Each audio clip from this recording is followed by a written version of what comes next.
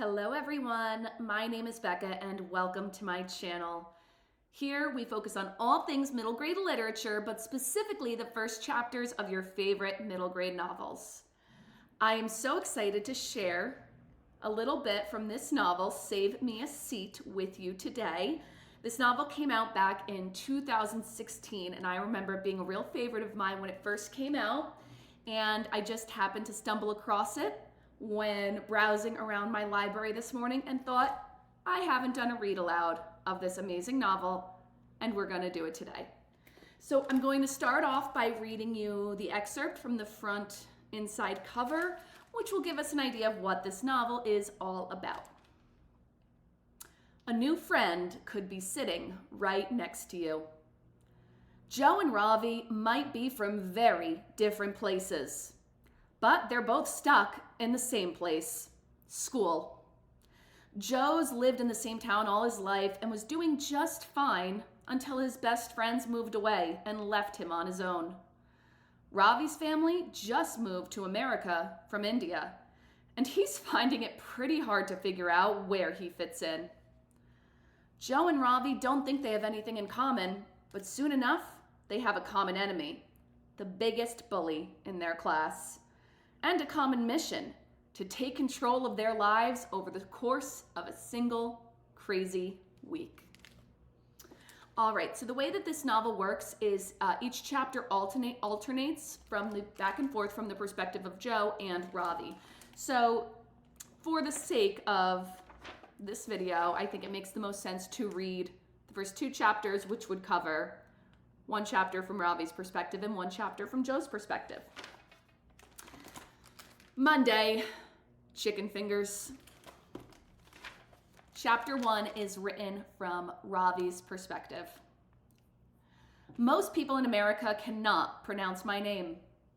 On the first day of my new school, my teacher, Mrs. Beam, is brave enough to try.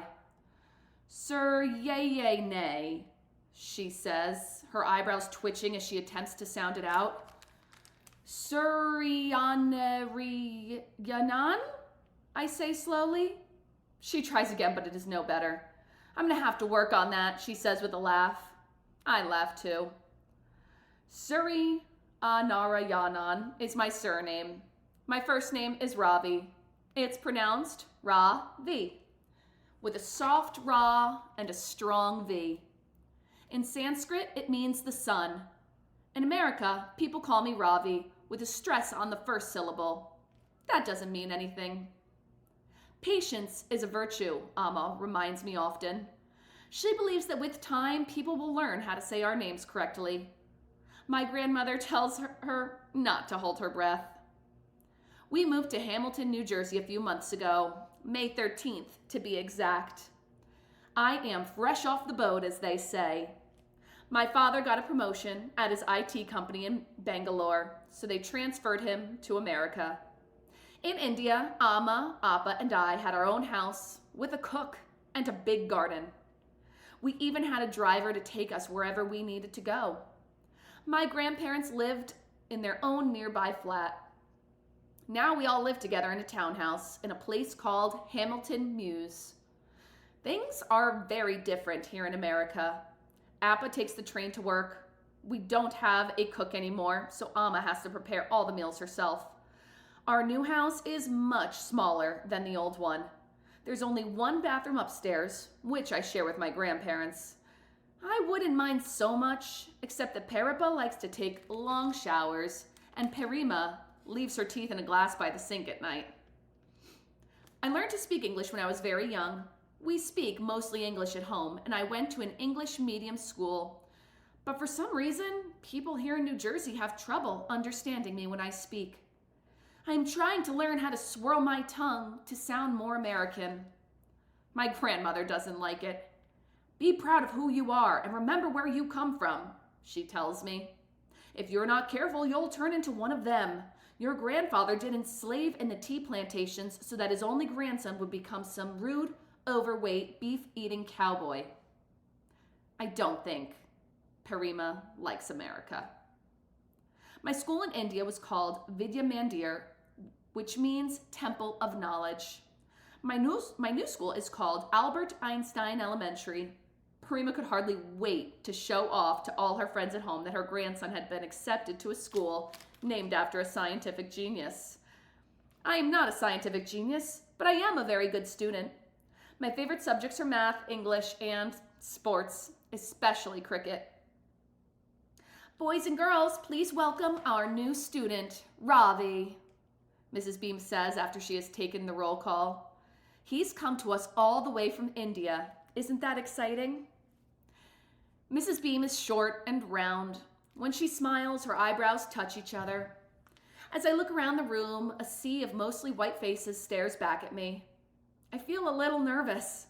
It is my first day of 5th grade in room 506, and I am the only Indian in my class. There is one other, a boy named Dylan Samreen, but he doesn't count. He is an ABCD, American-born confused Desi. Desi is the Hindi word for Indian. I can tell Dylan is an ABCD because he speaks and dresses more like an American than an Indian. Tell us something about yourself, Ravi, Mrs. Beam says, smiling at me. Yes, ma'am, I say, standing at attention. Everyone laughs. Mrs. Beam claps her hands. Boys and girls, where are your manners? She asks. Go on, Ravi, we're listening. I push up my glasses and continue. My name is Ravi Suryana Rayanan, and I just shifted from Bangalore. Everyone laughs again. What's so funny, I wonder? Mrs. Beam claps her hands. Her eyebrows are twitching like mad. Boys and girls, is this how we welcome a new student to Albert Einstein? The room gets quiet. The spotlight is on me. I can feel the whole class staring. This is my first day of school in America, and things are not going well. Mrs. Beam turns to me. You can call me Mrs. Beam, she says softly. And Ravi, here in America, students don't need to stand up when a teacher calls on them. Do you understand? Of course I do. I push up my glasses and rub my nose. It's something I do when I'm nervous. Mrs. Beam comes over to my desk. She has a look of pity on her face. Don't worry, Ravi, she says, patting me on the shoulder.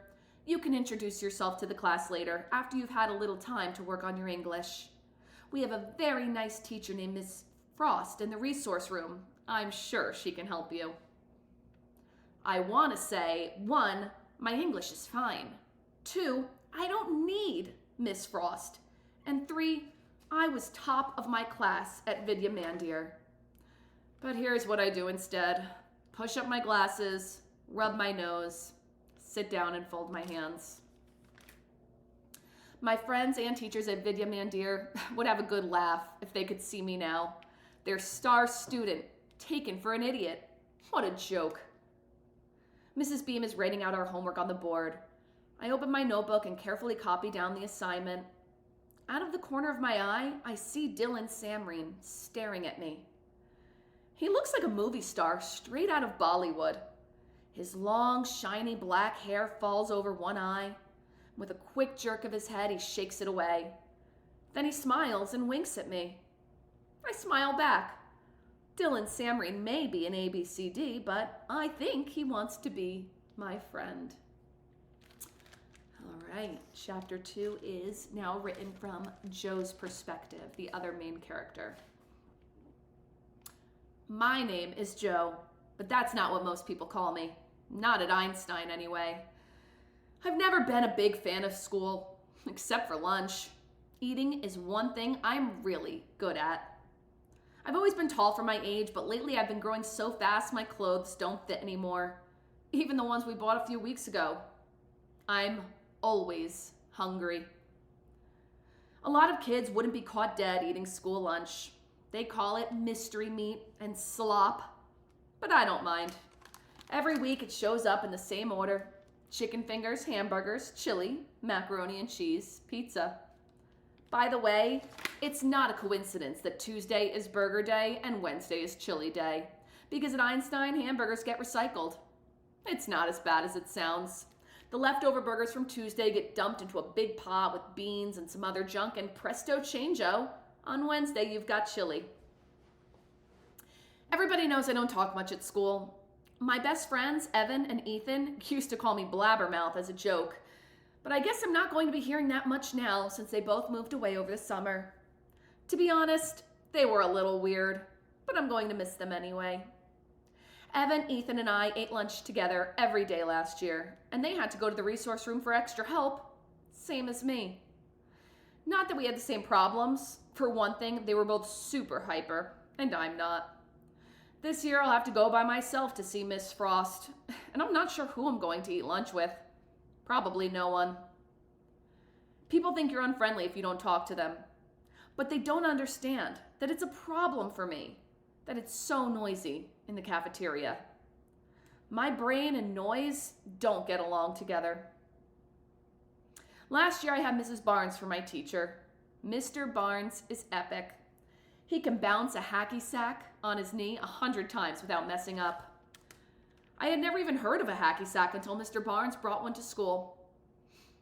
It was pink, which Dylan Samreen thought was hilarious. He said something mean about it behind Mr. Barnes' back and all the girls laughed. Sometimes I wonder what's wrong with girls. But then I remember I already know what's wrong with girls. Everything. Mr. Barnes is African American. He shaves his head and wears bow ties. Real ones that you have to tie yourself. He must have talked to Miss Frost about me because he never asked me to read out loud in front of the class or come up to the board to do math problems. He understood those things are hard for kids like me. Some people don't mind having everybody looking at them. Dylan Samreen, for instance. He wears his pants pulled down low with his underwear sticking out the top. He wants people to see it. His boxers have dollar signs on them, or dice or lobsters, and he has special ones for holidays too, with candy corn or Christmas trees or red hearts for Valentine's Day. Dylan is famous for his boxers, but his real claim to fame is his tongue, which is long and pointy like the devil's. When he sticks it out, it makes the girls scream. He thinks he's the smartest kid at Einstein, and he might be right. He's definitely the meanest. Sometimes I wonder what it would be like to be Dylan Samreen, but that is something I'll never know. Mr. Barnes was the first teacher I ever had who liked me. Miss Frost likes me, but she likes everybody, so it doesn't count. On my final report card, Mr. Barnes wrote that I was a valuable member of the community. My mom was so proud, she stuck it on the refrigerator with a magnet. It's still there. Today is the first day of school, and Mr. Barnes is the first person I run into when I get here. He's wearing a red bow tie with little blue whales on it. I'm pretty sure it's new, or at least I've never seen it before. Last year, Mr. Barnes had 17 different bow ties that he always wore in the same order, starting with the green one with the white diamonds and ending with the orange and purple striped one. Mr. Barnes' bow ties were another one of my favorite sequences. "Yo, Joe," he says, "how does it feel to be a 5th grader?" "Good," I tell him, "at least so far." Maybe this year will be different, I think. Maybe Dylan Samreen won't be in my class. But when I get to room 506, there he is, standing over by the windows with his underwear hanging out. Polka dots. Lucy Mulligan and a bunch of her annoying girlfriends are standing around him chanting, "Do it, do it, do it!" They want him to stick out his tongue, but Dylan won't. "Come on, Samreen, let's give them what they want," Tom Dinkins shouts before sticking his own tongue and wagging it at the girls. Tom Dinkins is a Dylan Samreen wannabe. The girls don't care about his tongue. "I warn you," Dylan tells his fan club, "I think it grew a little over the summer." Lucy and her friends start jumping up and down screaming, "Ew!" One thing I will say about Dylan Samreen, he really knows how to play a crowd. All the screaming starts to get to me, so I do the in 2, 3, out 2, 3 breathing Miss Frost taught me. If that doesn't work, I'll have to use my earplugs. I always keep a pair in my pocket just in case.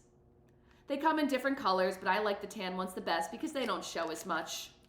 They're made out of some kind of squishy foam rubber, and when I wear them, I can still hear people talking, only it's softer, like when you're underwater or have a pillow over your head.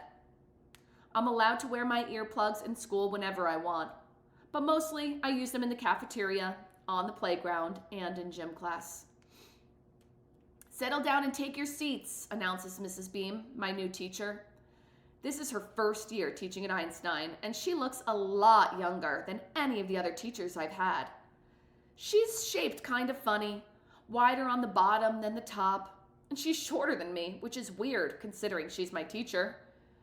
She seems nervous, and there's something freaky about her eyebrows. At Einstein, kids have to sit in alphabetical order. Every year since kindergarten, my seat has been right behind Dylan's. I know the back of his head by heart. Mrs. Beam has made name cards for us and put them on the desks, but when I go to take my seat behind Dylan, somebody's already sitting in it. He's a shrimpy-looking kid with thick glasses and greased-down black hair parted to the side. I've never seen him before, and I'm not sure where he's from. His skin is darker than mine, but not as dark as Dylan's or Caleb Burrell's. When I look at the card sitting on his desk, I see his name is about a mile long and full of Y's and A's. He seems kind of nervous, too. He keeps rubbing his nose and looking down at his hands, which are folded in his lap like he's in church or something. His shirt is so white, it hurts my eyes to look at it, and he's got it tucked in and buttoned all the way up to the top. When Mrs. Beam asks him to tell the class about himself, he stands up like he's in the army and calls her ma'am, which is about the only word he says that you can actually understand. Everybody starts laughing, and for a minute I think, hey, maybe 5th grade isn't going to be so bad after all. Maybe Dylan Samream will decide to pick on this new kid with the weird name and the funny accent instead of me. All right, so that is the end. We got introduced to our two characters, Ravi and Joe, and I am really excited to see where their story takes us. This was the novel Save Me a Seat. If you enjoyed this first chapter Friday Read Aloud, please consider liking and subscribing so you can be notified every time we have a new Read Aloud available for you. And until next time, friends, happy reading.